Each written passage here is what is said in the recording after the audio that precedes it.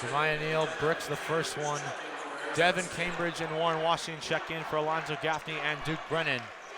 So a good shift for those two. So I think what we're going to end up seeing is Washington's going to be matching Baker, and then whenever Bobby Hurley has the chance to spell some minutes for Washington, he's going to put in Duke Brennan. Second one on the way, rattles home, 32-20. It's a 12-point Sun Devil lead with 9:10 left in the first half, and that pass is intercepted. There's Neal, throw it down! A one-hand jam. He intercepted the pass of Trey Pettigrew and took it to the rack. He got way up for that one, wow. 34-20, the largest Sun Devil lead with 8:55 left in the first frame. And Neal got a piece of that McIntosh pass again, and McIntosh able to collect it at the top of the green. He is Pettigrew, guarded closely by Horn, dishes it to the right wing there. That's Coleman, thought about three, kicks it out. Pettigrew thought about three from the left wing, drives in the lane, his floater plops in. 34-22 with 8:35 left in the first half. It was a good close out there, but just a shot fake on the three. We've seen that twice now for the Wolfpack. That's what happens when you make the threes. It opens up the shot fake, then the drive. Horn finds the cutting Washington. His floater is short. The rebound there for Baker of Nevada. Up ahead to McIntosh on the right side. Guarded by Neal. Crosses over, goes to the top of the key. A step back three. That's on the way, and that's all air. Bad shot. Out of bounds to Arizona State it will go.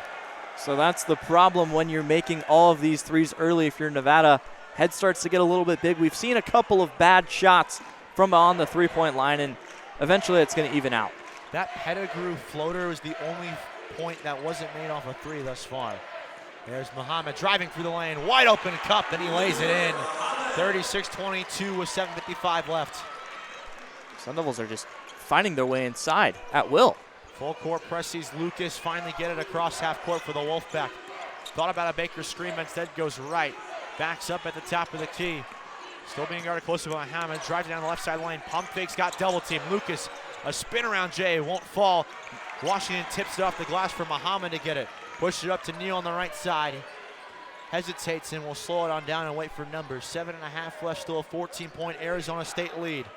Lucas just can't get any separation for the Wolfpack. He's their leading scorer, but has done nothing. Horn thought about a three from the top of the key for a moment and gave it off to Devin Cambridge. Back to Horn, 10 on the shot clock. Pulls up from a deep right wing three, and it's pure. Oh, DJ Horn makes it 39-22 with 7:05 left. Sun Devils on fire offensively, and Steve Alford will burn his second timeout of the night. Bobby Hurley gets the Sun Devil faithful that traveled to Ohio on their feet, and the Sun Devils are pumped, Dom. What an offensive outburst we've seen from the Sun Devils. Where has this been all season? I mean, they just can't miss, and they're getting a bunch of good looks.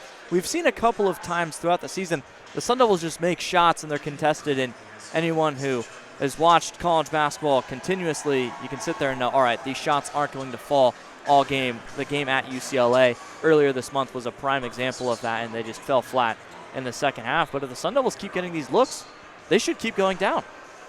They've made 5 of their last 6 from the field.